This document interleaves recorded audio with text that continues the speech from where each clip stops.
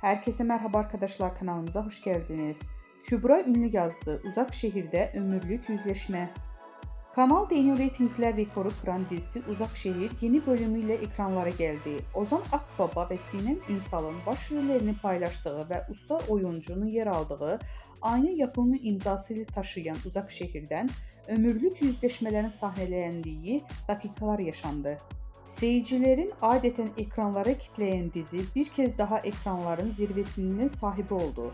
İzleyenler derinden yaralayan sahnelerin olduğu bölümde heyecan rüzgarı esti. Uzak Şehir sosyal medyada da yeni bölümü ses getirdi.